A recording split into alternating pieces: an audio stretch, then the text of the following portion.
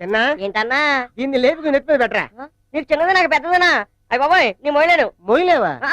దాన్ని నువ్వు మోయలేవు. నా వల్ల కాదు. సరే పని చెయ్యి. ముందు నాకు అది లేపి నెత్తి మీద పెట్టు, తర్వాత నీది లేపి నేను నెత్తి మీద పెడతా. ఏదో బాగుంది.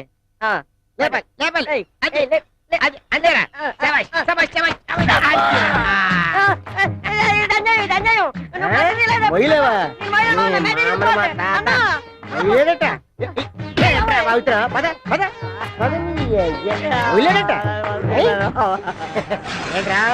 పెద్ద మోపు పెట్టాను బుస కొడతావా? ఎట్టకరమా బుస కొట్టేది నువ్వు. మోపు పెద్ద ఏడుపు ఎదవకి. మళ్ళీ ఏమైంది రా బుస కొడతావు? అదే నేను అడుగుతున్నాను.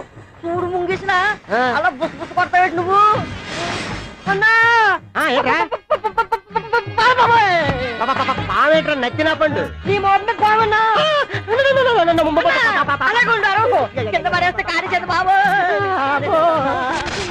బాబోయ్ దీని పువ్వులు చూస్తుంటే నువ్వు ఎప్పుడైతే దీన్ని తోక తొక్కేసి ఉంటావు అన్నో. అన్నా పగబట్టిన పాము పేనాలు తీకుండా ఉండదంటారు అన్నో. అన్నా పెళ్లి పెళ్ళి అన్నావు అన్నో. పెళ్ళి అవకన్నా పాడెక్కెత్తావన్నా. అన్నా రేపటి నుంచి నాకు ఈ మోపులు ఎవరు ఎత్తారన్నో.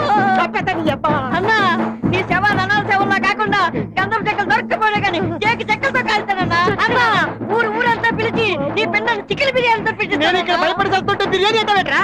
అన్నా ఒక ఐడియా అన్నా. ఒక కన్ను తల్లితానన్నా. అంతవా?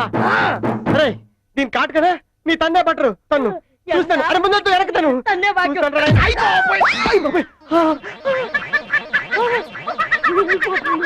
అన్నా పవరు లెక్క పవరు. ఒక్క తన్ను తనగానే పాము అనకుండా ఎలా వెళ్ళిపోయిందో చూసావా? చిన్న అన్నా తన్నేవమ్మా. ఒక్కటేగా పావు. మీరేం భయపడకండి. పావు మనకు కరుస్తుంది, మనకు భయం. మనం దాన్ని కరుస్తాం, దానికి భయం. నేను మంత్రం వేస్తాను, అదే వెళ్ళిపోతుంది. అయ్యా నాగరాజా, ఈ ఆడపిల్లల ముందు నా పరువు కాపాడు. నీకు 101 బిద్దల పాలుతో అభిషేకం చేస్తాను. నేను కళ్ళు తెరిచేలోగా వెళ్ళిపో స్వామి, వెళ్ళిపో.